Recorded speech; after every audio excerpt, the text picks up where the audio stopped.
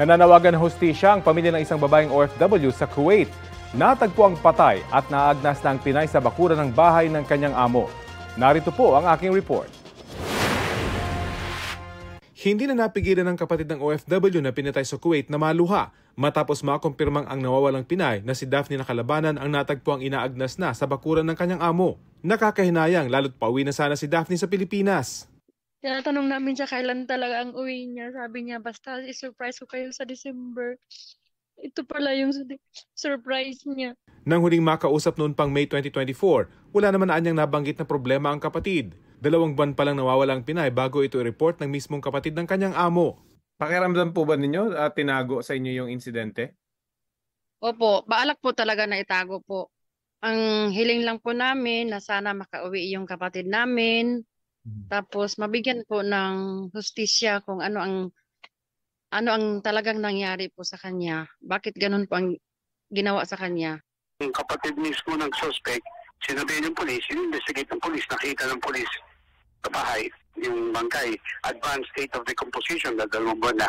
Nakakulong na ang suspect na may criminal record umano batay sa natanggap na impormasyon ng DFA. We assure the public that government will do all it can to seek justice. Malungkot na nangyari ito, katapusan ng taon.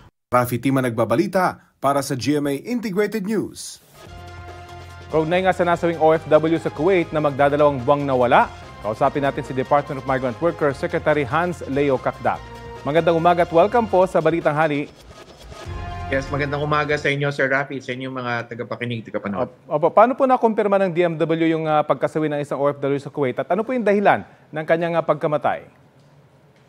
Well, tayo ay in coordination with our embassy in Kuwait at doon na pagkaalaman natin sa mga Kuwaiti police authorities na noong December 28, merong nagpresenta sa Kuwaiti police authorities at nagsasabing may kaalaman siya patungkol sa pagkapaslang ng ating kababayan.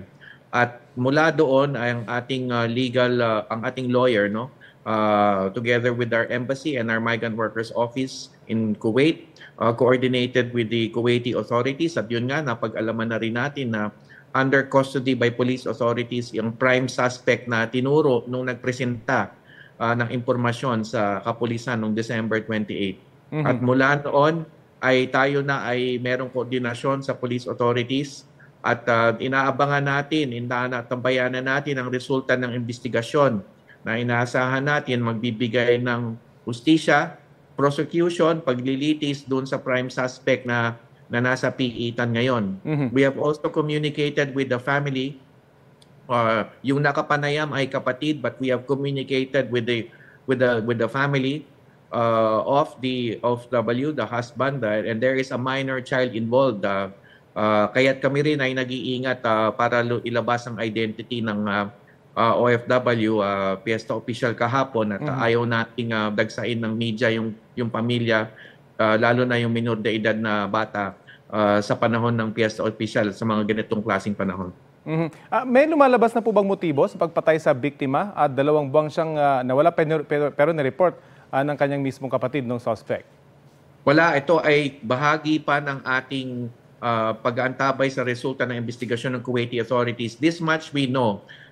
Si OFW ay dumating sa Kuwait noong December 2019 at naglingkod siya sa employer na higit sa isa, kasi yung kanyang original employer in 2019 was not the employer who reported her as missing or having absconded.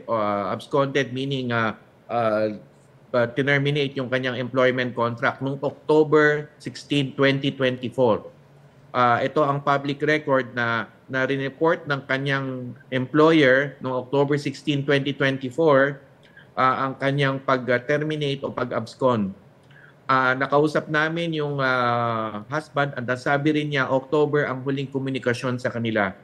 And ang akala nila ay busy lamang yung kanilang mahal sa buhay na OFW hanggang sa nakatanggap na rin nga ng balita ng kanyang pagpasla. Meron po bang report na nagrereklamo itong OFW either sa kanyang asawa o sa embahada sa Kuwait? Up to that point, wala tayong report na natanggap. Doon sa 5 taon na naroon siya, bago siya napaslang, ay wala tayong report na tanggap either sa kanya o sa employer at wala rin tayong sa ating pagtatalaga ng effort na alamin ang sitwasyon ng mga OFW sa bansang Kuwait ay wala rin tayong alam na report tungkol sa kanya. Ang prime suspect, Sir Rafi, ay inaalam pa natin kung siya ang employer. Hindi necessarily ang employer ang prime suspect at this stage. Okay. So yan pa ay isang bagay na inaalam natin. Kasi nga yung kanyang huling employer on record ang precisely nag-report ng pag-terminate niya ng kanyang empleyo.